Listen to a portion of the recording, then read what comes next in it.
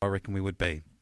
All right, we're just organising Susan Lee, I understand, is coming through on the line, the member for Farrer, who I spoke with just a few days ago, and she's had a whopping return for her in the electorate. She definitely has. Clayton's just organising the line for her to come onto the phone. And let's have a look at that just as we get, Susan. 55.4% of the primary vote. She hasn't even had to go to preferences. Labor at just 12%. Shooters at 7.8%. The UAP at 3.4%. 6 to the Greens. 9.2 to One Nation. Liberal Democrats 2.1%, and Independent Amanda Duncan Sterelic with 4.1%. And Rikki, just to let you know that we have Susan Lee on the line for you right now. Susan, welcome to the program. How are you tonight? Look, really well. I'm at a function with my volunteers and supporters, and it's terrific that we have, as a team, retained the seat of Farrer, and I'm very grateful and very humbled by the support of so many people tonight. Yeah, congratulations, Susan, and thank you very much for taking the call when you've got all your volunteers there to thank as well. We're really grateful for it. How are you seeing the counting more broadly across the nation? It does appear now that the WA seats are coming in, there's a possibility Labor will be able to form government. It doesn't look like the coalition will be able to form government in its own right. Look, it's early days, and clearly there's many more votes to be counted, including a substantial number of pre-polls, which we haven't even seen in many of the seats that are being discussed. So as a veteran of many elections, I know that you can make conclusions early on that don't end up being the exact result. So let's see what happens. I'm focused tonight on my seat, and as the local member, my commitment to serve my community for another 3 years. And certainly it's an overwhelming endorsement of your efforts in the seat, Susan, and the things that we talked about on the air, including the Murray-Darling Basin Plan and, I guess, standing up for local irrigators and agriculture. Whatever happens, I will be standing up for local communities, for the Murray-Darling Basin Plan, for irrigated agriculture and those who rely on water to produce food, not just for themselves, but for the nation as a whole.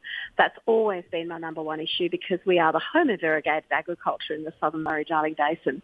So look, as local member, I will always fight for those who need me to help them. And what I've always said is whoever walks through my door, it doesn't matter what your political persuasion is, it's not even an issue.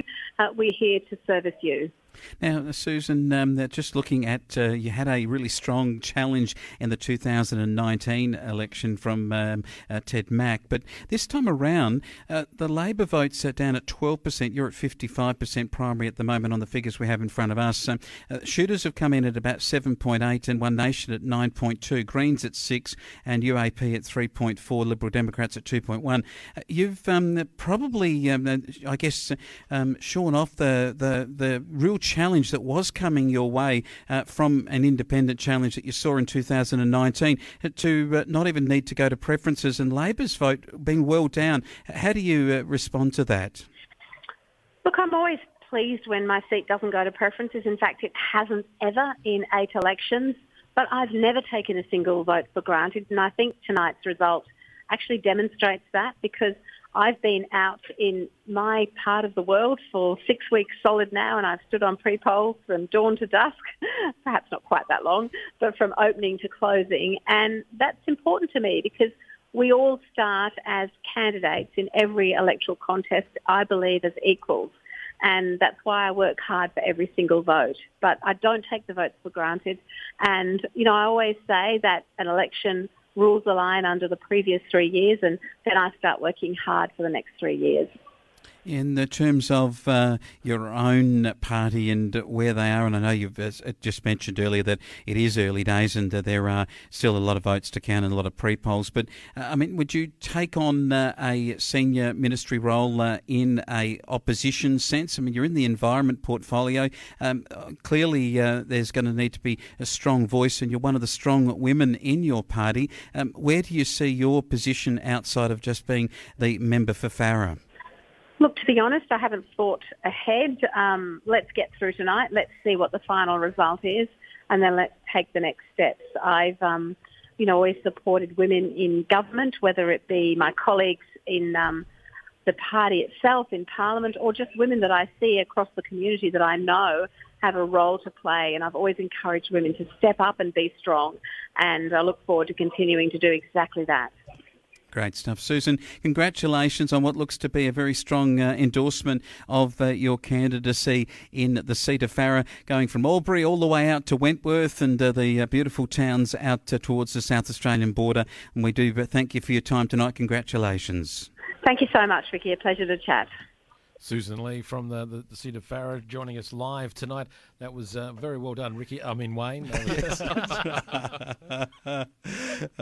Susan and I aren't on first name terms as Rikki is with all of these people, but I'll take all the credit. There's no problems there. Look, Susan Lee, see his little black book of numbers, and yes, there's some impressive ones in there. Yes, but she was very cagey about obviously, playing the politically correct answer for what looks like a losing side, in saying there's plenty of votes to be counted, but there's no way known that they're going to get over the line in terms of winning government. But it's a great question you asked there, Wayne, about, well, what role will she play? Would she even be possibly a deputy leader or a leader in the next opposition if the Liberals are condemned to opposition? Yeah, and I think that she's put a hand up for a number of roles. I think she's past that past scandal and the accommodation one. She got through that. She got back onto the front bench, and she, in her environment portfolio, not an easy one to be in a coalition where a lot of the attacks been on the river and on water and on buybacks, and then versus whether or not we should be having new infrastructure put in. We hear that she's had to take the environment side on deck as an environment minister. A tough gig to do in a coalition government, but clearly not enough to probably get her and her party over the line this time. Well, Wayne, you and I, we spent a lot of time over the last 18 months talking about the Murray-Darling Basin Plan. If we have this parliament that